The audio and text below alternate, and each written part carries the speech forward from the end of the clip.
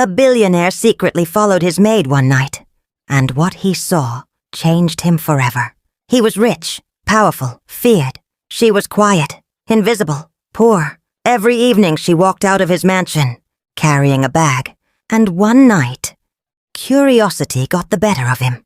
He followed her, thinking he'd catch her doing something wrong. But what he discovered that night didn't just surprise him, it broke him and remade him. This isn't just a story about a billionaire and his maid. It's about what happens when you finally see someone, not with your eyes, but with your heart. Everyone in City knew the name Henry Oseni, billionaire, hotel tycoon, cold, brilliant, untouchable. But inside his glass mansion on Queen's Drive, there was one person who moved like a shadow. His maid, Grace. Grace was always early, always quiet. She spoke softly, never looked anyone in the eye, and wore the same 2 dresses every week. She didn't complain. She didn't gossip. She cleaned, cooked, and vanished before sundown. At first, Henry barely noticed her, but one evening changed everything. At 5:45 p.m., the sun hung low, spilling gold light into the hallway. As Henry walked past the stairwell, he saw her, Grace, standing by the front door, fixing the straps of 2 nylon bags. She didn't notice him watching. One bag seemed filled with food, the other with papers. Where was she going with them? Why did she always leave before dark? And what secrets were hidden inside those bags? He stepped closer. Grace. She jumped. Yes, sir? You're leaving already? Yes, sir. I finished everything. What's inside the bags? She hesitated. Just some food and documents. For? She looked down. It's personal, sir. Henry frowned. You've been leaving early almost every day. She nodded. Yes, sir. No explanation, no excuses. Just yes, sir. He said nothing more. He just watched her walk out of the gate, her back straight, her steps quick, her bags tight against her sides. That night, Henry couldn't focus. He had board meetings, contracts, hotel staff problems, but none of it could quiet his thoughts. What kind of maid carried legal-looking documents in a worn tote? What kind of maid didn't ask for help even when her shoes were falling apart? He opened her employee file. Clean, no red flags. But something wasn't adding up. Grace was hiding something, and by the time the clock hit midnight, Henry Oseni, man who never chased anything, had made up his mind. Tomorrow, he would follow her, not with anger, not with pride, but with a question burning in his chest. Who is this woman I let clean my house, but never really saw? Henry wasn't used to following people. People followed him. But that Friday evening, Henry sat behind the wheel of his black SUV, a plain cap pulled low and dark sunglasses hiding his eyes. He didn't need a driver, not tonight. Hands firm on the steering wheel, he waited, his silence saying more than words ever could. Tonight he would follow her himself. From behind the tinted glass, he watched as Grace stepped out of the compound exactly at 5:55 p.m., her 2 bags in hand. Same dress, same steady walk. She didn't take a cab. She didn't wave down a bike. She walked, street after street, her slippers slapped against the dusty pavement. She turned corners with the ease of someone who had walked this route 100 times. And Henry followed, slowly, carefully, always keeping his distance. They passed bright shops, noisy bikers, hawkers shouting at passers-by, and women fanning the smoke of roasted corn. But Grace never looked left or right. She kept walking, her face calm, her pace steady, her eyes fixed ahead. Finally, she boarded a yellow bus with chipped paint, its conductor clinging to the open door. Henry followed in silence. His black SUV slid through the chaos of city traffic like a silent hunter, his gaze never leaving the bus. The ride twisted through roads Henry hadn't driven in years. When the bus finally stopped, it was in a neighborhood he remembered only too well. Rough, crowded, full of broken houses and restless noise. He raised an eyebrow. Grace stepped off. Henry's car slowed to a stop a few meters away. He watched as she walked past a block of crumbling buildings, turned into a narrow street, and slipped through the rusted gate of a low-fenced compound. Above it, a faded sign read, House of second chances. Free classes. Free meals. Free hope. Henry frowned. What is this? Through the cracked window of the center, he leaned forward, watching. Inside, adults sat on wooden benches, notebooks in hand. Market women with weary faces, men in dusty boots, all of them staring at one figure at the front. Grace! She wasn't sweeping or scrubbing. She was teaching. On the blackboard, in big chalk letters, she had written, "Today's lesson, filling out hospital forms." Henry's mouth parted slightly. He watched as she moved across the room, her smile warm, her voice patient, her eyes alive. She stopped beside a woman and guided her hand gently across the page. The woman's face lit up with relief. That smile, he had never seen it before. Not in his house, not in the marble hallways, not behind the broom or beside the mop. This wasn't a maid. This was something else, something more. And for the first time in years, Henry felt a lump rise in his throat. He stayed in the car for over an hour, unable to look away. Grace moved around the small classroom with quiet authority, her voice calm but commanding. She repeated words patiently until her students understood, and when one elderly man struggled to pronounce pharmacy, she knelt beside him, smiling. "Say it with me again, Papa Tunde. Pharmacy." The man grinned like a child who had just taken his first step. Henry felt something stir in his chest. When the class ended, Grace didn't leave. She opened one of the nylon bags she had carried from his mansion. Inside were a few loaves of bread, sachets of water. One by one she handed them out. First to the old, then to the women, then to the others. A woman with a baby on her back hugged her and whispered, "God bless you, Grace." Henry swallowed hard. He looked at her clothes, worn. Her shoes, nearly torn at the sides, her own food, barely enough. Yet she gave as though she had everything, and suddenly he felt ashamed. In his mansion, he had a pantry overflowing with food he never touched, closets filled with clothes he hadn't worn in years, a gym he didn't use, rooms he never entered, and outside his gate this girl, this maid, was feeding strangers with the little she had. No complaints, no noise, no cameras, no one clapping for her. Just love, quiet, steady, powerful love. His chest felt heavy. Not from guilt alone, but because in that moment Henry knew something had shifted. He no longer wanted to simply know her secret. He wanted to know her, all of her. And maybe, just maybe, he was ready to face something he hadn't felt in years. Admiration. Henry didn't sleep that night. He sat in his study, staring at the faint flicker of the lamp beside his leather chair. The image of Grace teaching, her hand raised to the chalkboard, joy shining in her eyes, kept replaying in his mind. This wasn't just kindness. This was something deeper. He pulled open a drawer and took out a thin folder marked Staff. Grace. The rest of the name had smudged. He flipped it open. Grace Joseph, age 25. No emergency contact listed. No next of kin. Just the basics. Hired through a cleaning agency. Worked in 2 other homes before this. No complaints. No education history. No references. Just a clean record. Too clean. Henry reached for his tablet and opened his browser. He typed in the name of the center he had seen earlier. House of Second Chances. A plain, outdated page appeared. Free adult classes, free meals, run by volunteers. There was a small donation link. And then he saw her, Grace in a faded green blouse, standing beside a group of adult students, a marker in hand, laughing. Her eyes were bright, her arms stretched open like a teacher calling her children close. Beneath the photo, a quote, "We don't need to be rich to make a difference. We just need to care enough to try." Grace Joseph. Henry leaned back in his chair. It felt as though the ground beneath him had shifted. He had walked past her 100 times, sat at his dining table while she served him silently, crossed paths in the hallway without ever asking who she was outside his walls. And yet, she was building something no one noticed. He whispered into the quiet, "Why didn't you ever ask me for help?"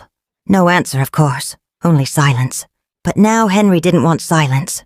He wanted her story, He wanted to understand how a girl with almost nothing could live like she had everything. And maybe, just maybe, learn how to live like that too. The sun rose over Queen's Drive, painting the walls of Henry's mansion in warm gold. But he didn't feel the warmth. He sat at the breakfast table, untouched tea beside him, staring at the kitchen door. Grace was inside, moving silently as usual. The soft clinking of plates, the sound of a drawer opening, the smell of fried plantain. Everything looked normal, but nothing felt normal. She walked out carrying his tray. "Good morning, sir." He looked up. "Sit." She paused, unsure if she had heard him right. "Sir, please," he said, softer this time. "Sit." Grace slowly placed the tray on the table and sat at the edge of the opposite chair. Eyes down, Henry picked up his spoon, then stopped. "I followed you yesterday." The words landed like a drop of water in still glass. Grace's hands froze. "I saw the center," he added. "I saw you teach. I saw you share your food. I saw everything." A long silence. Then slowly she looked up, eyes wide, afraid. "I wasn't stealing," she said quickly. "I swear, sir, I never took anything from your house." "I know," Henry replied gently. "I never thought you did." She blinked. "Then why did you follow me?" "Because I couldn't understand how someone with so little could give so much." Her eyes welled up, but she didn't speak. "You never asked for help," he continued. "Not once. Not even when your shoes were broken or when your salary was delayed that month." "I didn't think it was my place," she said quietly. "People like me, we're taught to just manage." He looked at her, something soft flickering in his eyes. "What if someone wants to help, not because they pity you, but because they admire you?" She bit her lip. "Why the center?" he asked. Grace finally spoke, her voice low but steady. "My father couldn't read. When my mother fell sick, he couldn't fill out the hospital forms on time. The delay meant she wasn't treated quickly enough. We buried her because of that. That center, it's for people like him." Henry swallowed hard. He hadn't expected that, and in that moment something inside him cracked. This girl wasn't just giving, she was fighting, and somehow, without meaning to, she had shaken something deep inside him. Henry stood in the hallway holding his coffee, watching the clock tick toward 6 p.m. for the first time since she started working there. Grace didn't rush out. She was still in the kitchen humming softly. He listened to her voice, low, peaceful, almost like a lullaby. Something about it felt healing. When she stepped out to mop the floor, he finally spoke. "I read your father's story. Again. I couldn't stop thinking about it." She turned, surprised. "You remembered?" "I couldn't forget." They stood there, neither rushing, neither sure what came next. Henry placed the mug on the side table. "Grace, why didn't you ever ask me for help? I would have listened." She smiled just a little. "Because people like you don't usually see people like me. And I didn't want to be pitied." Henry swallowed hard. "That day, when I saw you teaching those adults, it did something to me. You gave them dignity. I gave them what I didn't have," she said quietly. He stepped closer. "You've done more with your small salary than most people do with millions. You've created a home without walls." Grace looked away. "But it's still not enough." Henry tilted his head. "What do you mean?" She sighed. "There are so many more out there. People like my father, who hide their shame because they can't read. Mothers who lose their babies because they can't fill hospital forms.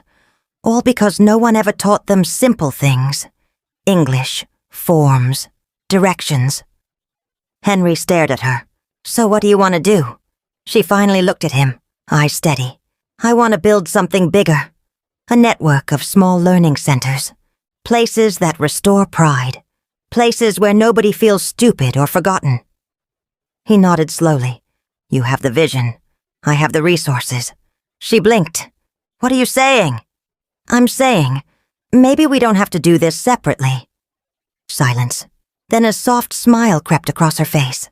And for the first time he saw it. Not the maid, not the teacher, but the leader. The next few weeks passed like a quiet wind. Grace still swept the marble floors. She still watered the plants, folded towels, and served Mr. Henry tea at 7:30 a.m. sharp. But something between them had changed. He lingered in the kitchen longer. She no longer avoided his eyes. One Thursday morning, Henry walked in early and saw her at the table. Not cleaning, but writing. Books and papers were scattered around her. Her glasses slid down her nose, and her lips moved silently as she read. He paused at the door. "I didn't know you wore glasses," he said softly. She jumped. "Oh, I didn't hear you, sir." He raised his hand gently. "Relax, what are you working on?"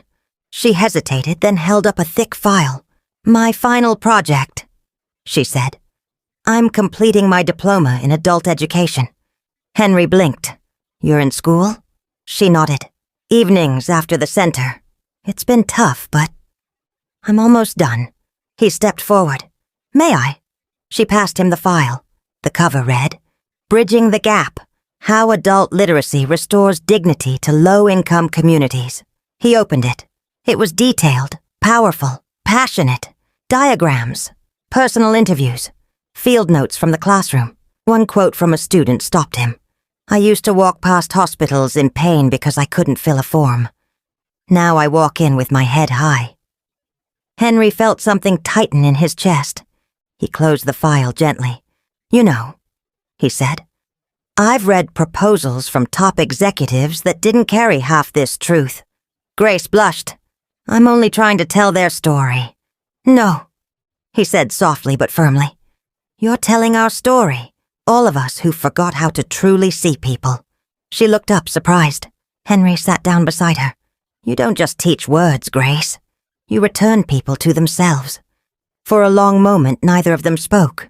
But the silence wasn't awkward. It was full of respect, full of understanding, and something else that neither of them wanted to name yet. Not love, not yet, but the beginning of it. Saturday came with rain. The sky was gray. Thunder grumbled quietly above the city. Most people stayed indoors, but Grace still left the house by 5:45 p.m., holding her umbrella and her usual bags. Henry stood by the window watching her go. He didn't follow her this time. He didn't have to. He already knew where she was going. Instead, he walked to the guest room where she kept her things. The small corner of the house that belonged to her. He paused at the door. He had never entered before. This wasn't a rich man's mansion room. It was a servant's space. No air conditioner. A single bed. A wooden shelf.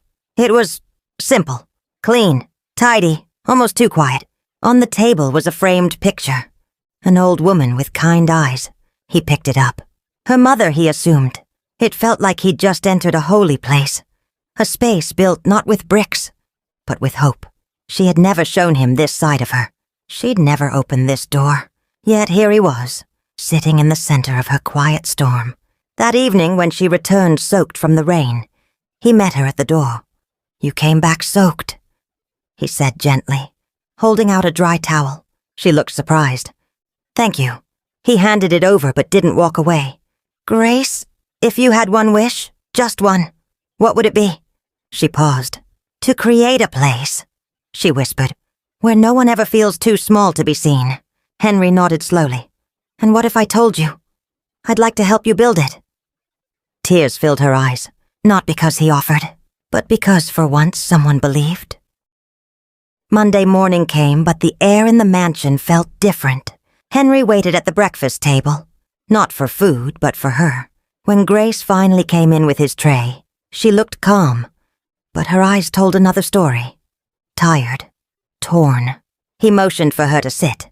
"I meant what I said, Grace," he said quietly. "Let me help you build it. The learning center, the vision, everything." She didn't respond immediately. She placed the tray down and sat across from him, fingers folded in her lap. "I know you did," she said softly. "I can fund it. I can bring in partners, teachers, volunteers. We can create 10 centers, maybe more. You don't have to carry all this alone anymore." Still, she was silent. Henry leaned forward. "Why aren't you saying anything?" She looked down at her hands, then up at him. Because my answer isn't yes. He blinked. What? Her voice trembled a little. I'm afraid. Afraid of what? Of being swallowed. She tried to explain. My whole life I fought to be seen. Not as someone to be rescued, but as someone capable. I've built the center slowly, stone by stone, meal by meal, lesson by lesson. And now, if I say yes, it will no longer be just mine. Henry leaned back, the words settling like dust in the room. She continued, What you're offering is beautiful, generous, but I don't want to become someone else's project. I want to build this dream, and still recognize myself inside it. Henry exhaled deeply. He hadn't expected that. He thought she'd be thrilled, grateful, ready. Instead, she was guarded, honest, brave. He nodded slowly. Okay, so, what do you want? Grace's answer was quiet. Let me think. Let me pray. Let me breathe. Henry stood, his voice kind. I'll wait. As she left the room, Henry realized something. This wasn't about money, or buildings, or even dreams. It was about trust, and trust took time. The house was quieter than usual. Days passed, but Grace didn't mention the proposal again. She still did her chores, still smiled gently, still left in the evenings with her bags. But between her and Henry, something had changed. No more long talks at the dining table. No more tea shared in the morning. No more questions about dreams. One Friday morning she knocked gently on the door to his study. Henry looked up from his desk.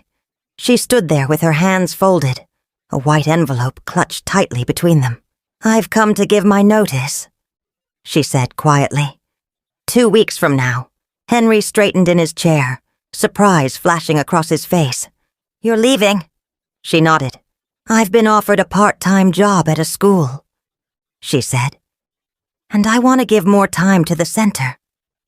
Henry stared at the envelope. Is it because of what I offered? No, she said gently. It's because of what you made me believe I could do. He looked at her closely. She wasn't running away. She was stepping into her purpose. You changed how I saw myself, sir, she continued. For the first time, I started to dream out loud, and I want to protect that voice. Henry stood slowly, the weight of her words sinking in. You don't have to go, he said. I know, she replied. I won't stop you, he said quietly. But I'll miss you. She smiled, eyes glistening. I'll miss you too. The next 2 weeks were soft and strange. She still made his tea, still wiped the glass windows. But now she walked with a certain lightness, a certainty. And Henry? He watched her like a man memorizing the sun before sunset. One evening, the night before her final day, Henry knocked softly on her door. Grace opened it slowly. He handed her another envelope, thicker, sealed. These are letters, he said quietly. From me. From the heart. Recommendations, funding notes, and one last message. Open it after you leave. Her hands trembled as she received it. Thank you, she whispered. But neither of them said goodbye, because something inside both of them knew.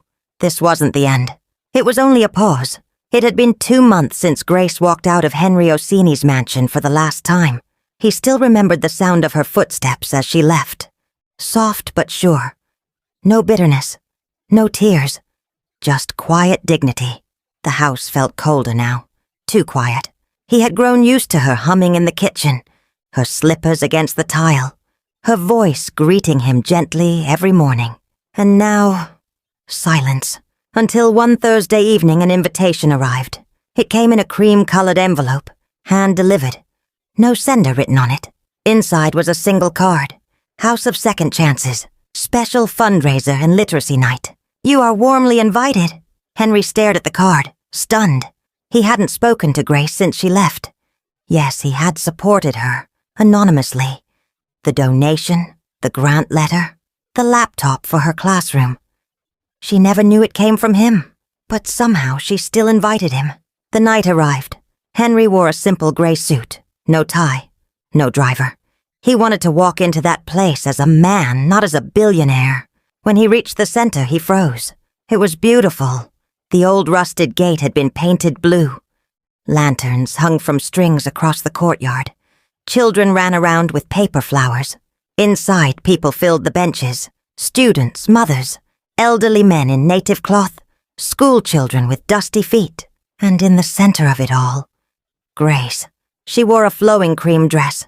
Simple, elegant, confident. Her eyes found his across the room, and she smiled. The kind of smile that said, "You came." The program began. A small girl stepped forward and read a poem, for the first time ever, in English. The crowd clapped loudly. An elderly man shared how he had finally opened a bank account on his own. More applause. Then the host stepped forward. "We would now like to invite our founder, our light, Miss Grace." The room erupted in cheers. Grace stepped forward, microphone in hand. "I used to think people like me only cleaned floors," she began. "But someone showed me that even maids can lead movements, that our small stories matter." Her gaze found Henry's, and to the man who saw me, even when I didn't see myself. "Thank you." Henry felt a lump rise in his throat, and for the first time in years, he clapped not as a businessman, not as a patron, but as a man whose heart was moved. This wasn't just her victory, it was theirs. The event ended, but Henry didn't leave. He stood at the back of the learning center, watching her. Watching Grace speak with guests, hug her students, and gather empty plastic cups with the same hands that once scrubbed his kitchen sink. But now, she moved like a woman who finally knew who she was, and somehow that made Henry feel both proud and humbled. She eventually walked over to him. "You didn't have to come," she said softly, smiling. He returned the smile. "I had to. You invited me." Her eyes searched his face. "Was it you?" He didn't pretend to misunderstand. "Yes," he said quietly. "The donation, the laptop, the letters, the anonymous envelope, all of it. It was me." Grace's eyes softened. She didn't cry. She didn't gasp. She just nodded, like she already knew. "I didn't want you to feel bought," Henry added. "I wanted you to feel free. You gave me more than money," she said gently. "You gave me a mirror. You helped me see what I was capable of." Henry hesitated, then reached into his pocket. "I'd like to offer you something else." He handed her a rolled certificate. Grace unrolled it slowly, her breath caught. "Partnership, House of Second Chances, the Orsini Foundation. New program director, Miss Grace Joseph. Board seat, full voting rights." She looked up, stunned. Henry's voice was steady. "I want to expand this all across the country, with your heart and my resources. I want to do it the right way, with you leading it." Her lips parted, but no words came, so he stepped closer. "This isn't charity. This is purpose, and I want to walk beside you." Her voice cracked. "Are you sure?" He smiled. "I've never been more sure of anything in my life." Then softer still. "Also, I'd like to take you to dinner. Not as your boss, not as your partner, but as a man who sees you." Tears finally rolled down her cheeks. "I'd like that," she whispered. A few weeks later, the newly renovated center unveiled its new signboard. Bright, bold, beautiful. It read, "The Grace Joseph Literacy Center, where every name matters," and beneath, in smaller letters, "Co-founded by Henry Orsini and Grace Joseph, changing lives, one voice at a time." As they stood hand in hand under the golden sky, Grace whispered, "I used to think people like me only served food." Henry turned, smiling at her. "Now people like you serve a nation," and together they walked back inside. The story that began with suspicion ended with purpose, partnership, and a love deeper than words. Sometimes you don't need to have it all to make a difference. Grace was just a maid, yet her little became much, reminding us that true greatness is not measured by wealth or status, but by the kindness we show and the sacrifices we make for others. If this story touched you, let us know in the comments. and tell us where in the world you're watching from. Don't forget to subscribe to Folktales by Olivia for more emotional, dramatic, and unforgettable stories. Until next time, stay kind, stay strong, and keep watching.